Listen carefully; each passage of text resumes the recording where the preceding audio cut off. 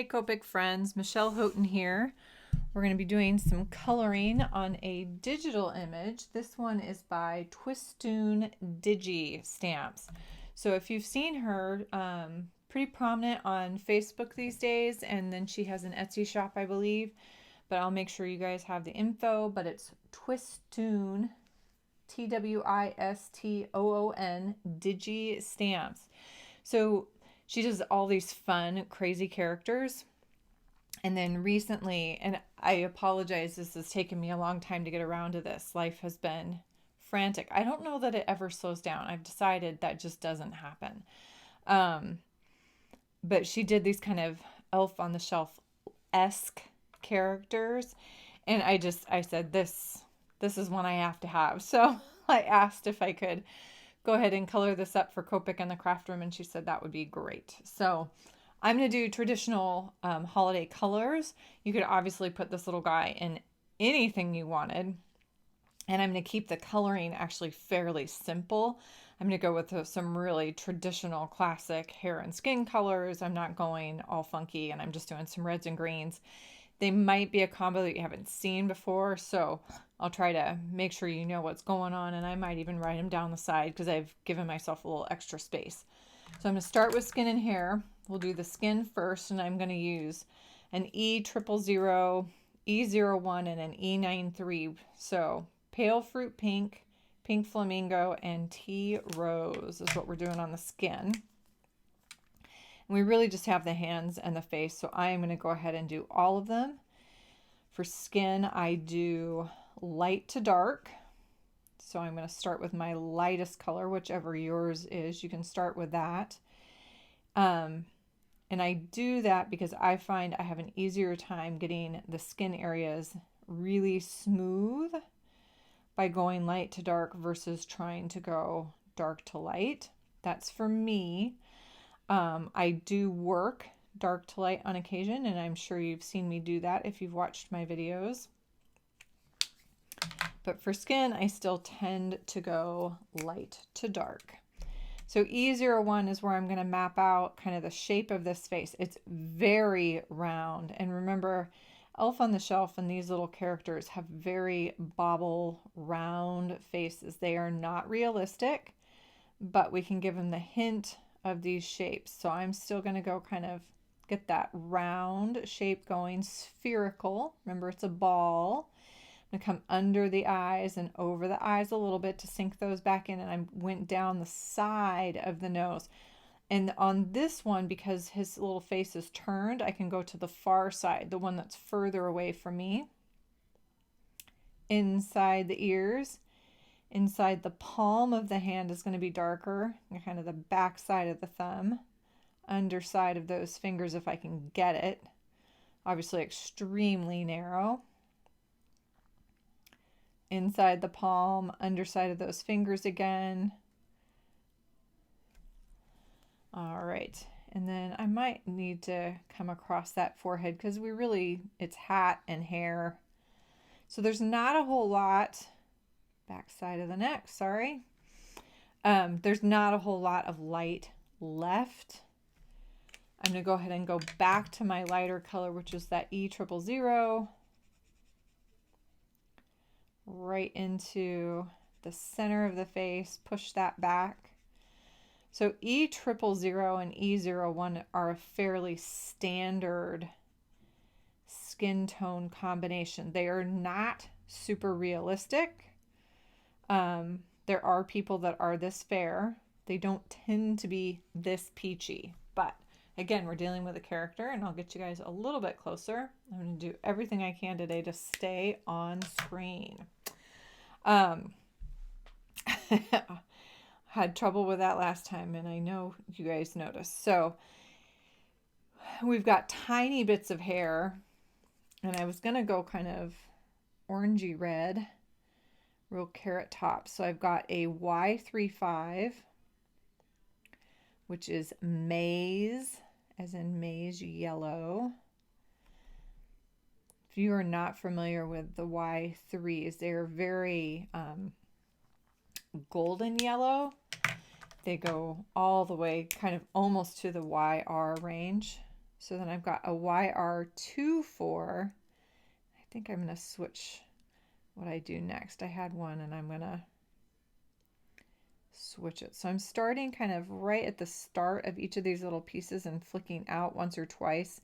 I'm not going to be able to do a whole lot with hair because they're just little teeny tiny pieces. But I do want to grab one other marker, and it's going to be a Y27. Sorry, YR27. And I'm going to go right in to kind of create some separation on a few of those little pieces, just so it's not just little blocks. There we go. Pretty pleased with that. So that was YR27, which was a Tuscan orange. So we've got 3 of those. Probably a little excessive, but nothing new there for me. We have pupils on the eyes. Oh, you know what we didn't do? He has a little eyebrow showing. So I'm going to use my darkest, which was that YR27, and just touch that. There we go. I am going to use BG72, kind of a blue-green. Obviously, if it goes over the pupil, no big deal. We're going to come back and fill that in. And then tiny, tiny eyes. So I'm going to use, my second is a BG75. So the first one was the Ice Ocean. This one is Abyss Green. Aren't those beautiful names? Top half of each pupil. Again, this is a simplified way to do eyes. Keep that dark at the top half. If you need to, you can just barely touch with that light color again. Fade those together, and then I am going to grab a black multi-liner. See if I can carefully fill that in. Now, if I was really confident with this, I could also leave a white highlight just in that black area, but instead I tend to like when my highlights overlap the pupil and the iris, so I will come back at the end and hit that with a dot. I'm going to go back to one thing on my skin, which is that E93, and I'm going to put that in right on the apples, so the part that sticks out on his cheeks, right on the tip of his little nose. And then I'm going to grab the E000 and soften that just a little bit. There we go. So really subtle. I could make it more distinct by finding a different color. I am going to grab my Colorless Blender. I ended up with a tiny, tiny bit of bleeding right at the corner of his eye. So I'm going to see if I can tuck that back in a little bit. And it looks like I am going to end up with a watermark. So let's see if I can fix that before it goes. I think I caught it. We'll see. All right, so then clothing, I'm going to use pretty much all reds and greens. I'm going to actually do him in green and then do his little ornament red. And then I'm thinking collar is going to be white with so I'll use a really light gray to give that a little bit of shape. But I think that's really it. So on his clothes, I'm actually going to go ahead and work in reverse. And this is a G29. If you haven't seen these big square ones, this is the original or the classic. People are going to call it something different depending on when they learned about them and started with them. This is G29 Pine Tree Green. And this is where, because I'm working dark to light, I use the least of this color, and I'm going to start kind of mapping out where I want things to happen. So I'm going to go ahead and do his hat completely green. So I'm not going to give a white brim. I'm just going to do it all green. And what I'm doing is I'm trying to find where those folds are And this dark color is going to come underneath the fold to accentuate that. So if there's a little bump there, then there probably is a little piece that comes out and shows me that there's a little bump and fold there. And then we go all the way up. And what I'm assuming is the light's coming from above, and so the underside, that bottom side, is going to have that dark color. We might have a couple little spots with this dark green where we have, again, these bumps, but not running down the full side. Okay, down to his shirt, underside of his arms. Again, underside, so it moves. It doesn't just wrap around the arm. It's the part of the arm that's facing away from the light. Bottom, bottom. This one's a little harder because it's extended upward, but we're gonna say, pick a spot, make a choice. We're gonna say it runs all the way along that edge. And I think we'll do just the shirt, and we'll come back and hit his pants here in just a second. The shirt, we can come out a little bit further. And because we've got the space to do it, he's a cylinder. Remember, he's like a round tube. So we can add just a tiny bit of this dark, dark green coming in on the other side as well. There we go. So I'm pretty pleased with that. That's my mapping out. It takes the longest. So as I come in with my second and third color, and depending on how many you're using, this part should go faster. I'm switching to a G09 Veronese green, I think is how you pronounce that. I should know these things, but I do not.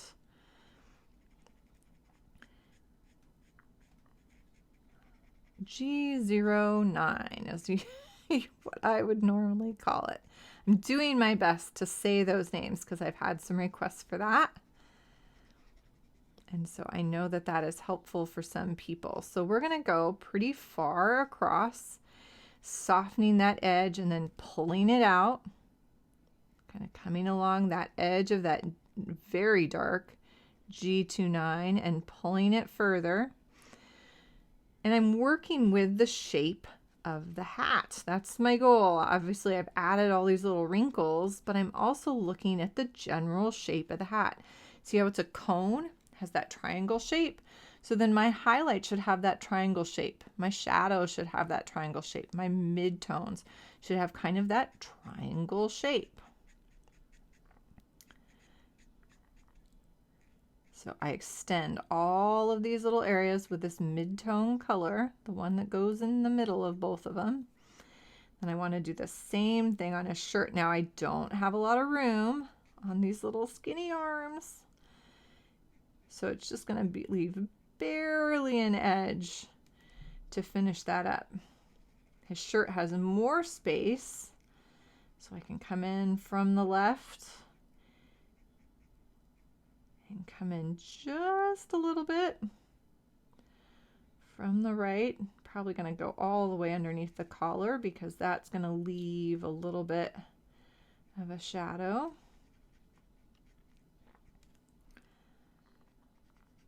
The big advantage to going dark to light is that the blending is happening as we go. So I've pretty much worked from dark to light once, and then it should being the keyword, it should be good to go. I might have to do a little bit.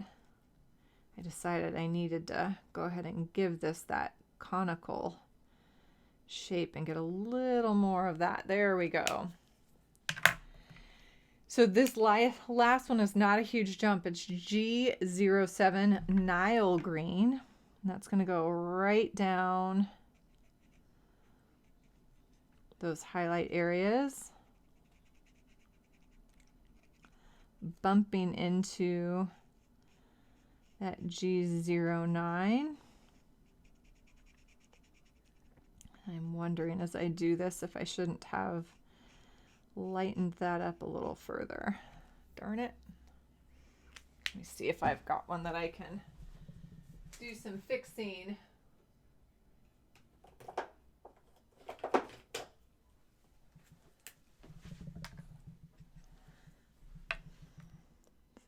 So I'm not sure how much I am going to bring over a blank piece of paper to stick under. You can see I'm getting quite a bit of ink through at this point. Let's see if I can transfer some of this. Push it to the other side and out to the edges. Yeah, I like this color better. I should have started with this.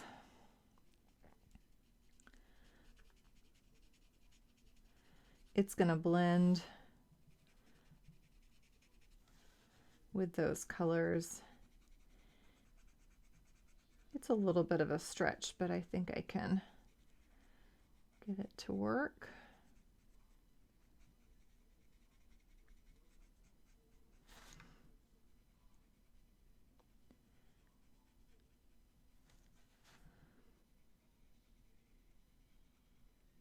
There we go.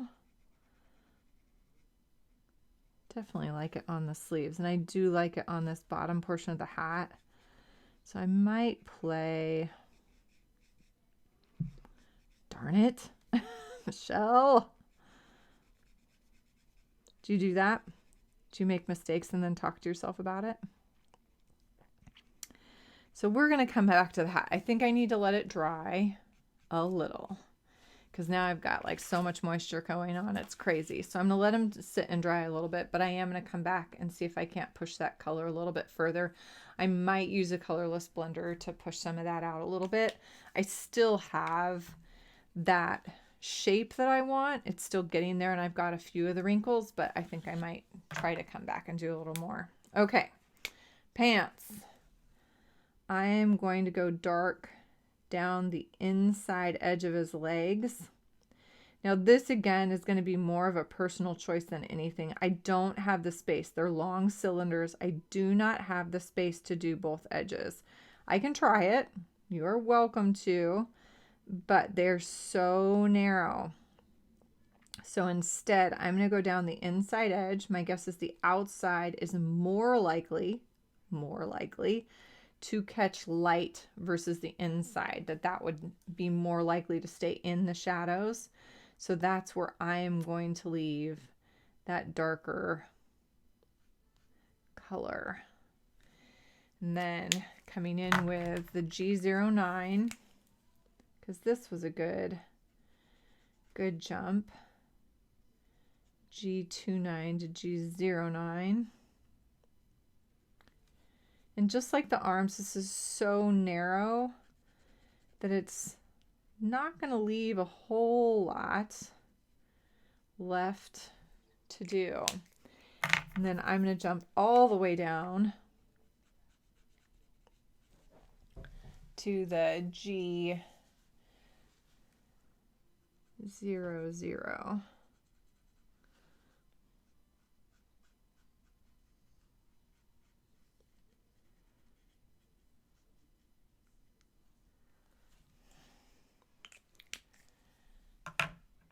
And we've got his little boots.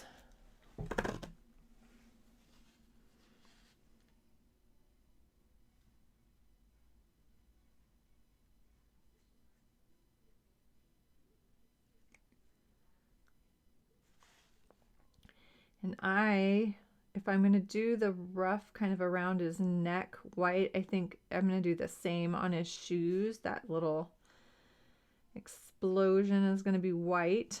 So again, very narrow.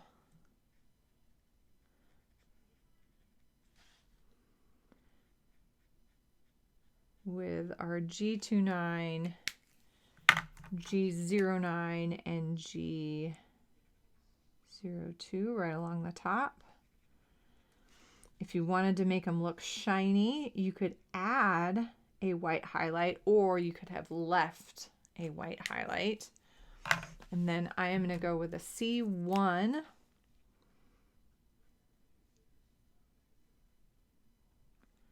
I might add a little bit of C3 as well, just to kind of hit the bottom of each of these little guys. And this, the one that comes straight down as front is the hardest because it's going straight down. So I'm going to hit both sides. Underside, underside, under, under, under. Okay, I think I'll grab, and I'm going to do the little piece here. I am going to grab a C3. I'm going to go right in where these come out and overlap. There we go.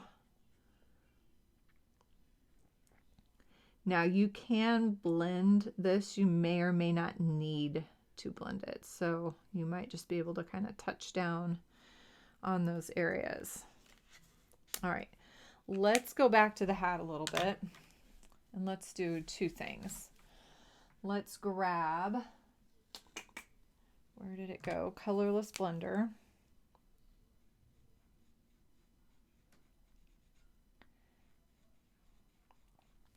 So whenever you pick up your Colorless Blender, a couple of things to be aware of. Just like your other markers, that ink is going to move as it dries. So I do small amounts and then I stop and let the ink move. And you can kind of see it pushing outward. So I'll go back and forth, let that shift. Once I feel like it's stopped moving, I can come back and hit that area again. Now I'm barely, and I don't know if you can see it, I'm barely picking up a tiny bit of green on the tip of my marker, so I can come just off to the side, scribble that off. I just want to make sure it comes off that nib before I close my marker back up. So again, if I have a little bit, you can truly, I can barely see it. And so it's pretty slight. It's not going to do a ton, but the last thing you want is green ink inside your Colorless Blender. But this is going to get me, I think, more what I was hoping for. Now the best plan, start the hat over. Just do it again. But you can do a little bit of correcting work and maybe get it to where you feel good about it. So I'm going to leave it there. If I wanted to, and I'm not going to do it, if I wanted to, obviously this ends up looking very mottled, and that is because of that Colorless Blender. I could go back and do a couple things. I could add Colorless Blender into the area where I didn't use it, so that the whole hat has that look, and I could even do it on his shirt and pants. I could try to smooth it out just a little bit with the G02, but I'm also of the belief that you can fiddle too much. So I will probably leave it here and walk away, because the majority of people that I might send this to are not going to notice that change. It's glaring to me. It's now glaring to you because I pointed it out that there's a difference from here to here.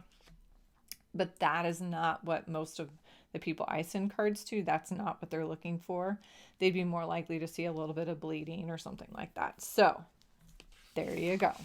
So the only thing I haven't done is this little ball, and I think I want to do it red, kind of finish up that classic combination of red and green. So I am very carefully going to try to make this look like a glass ball.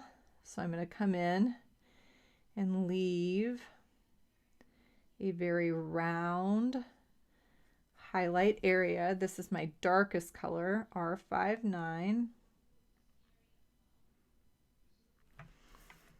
So I'm just being really cautious, moving this so I can see where my marker is going. And I've left a pretty round highlight. My middle color is an R29. This is kind of a classic combination. Lipstick red. It's one of the few colors I don't even have to look at that label. I know what this one is.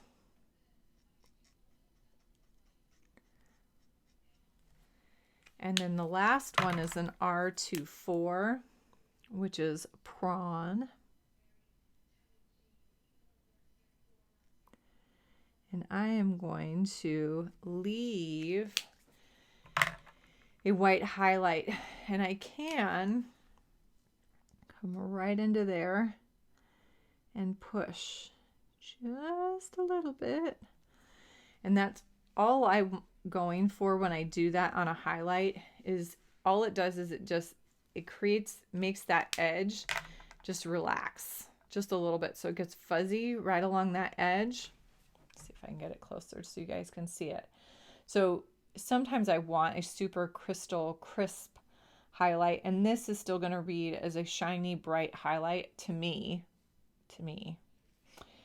But I like the idea. I like the look of that having a little bit softer edge, so it's not just that line that I've created.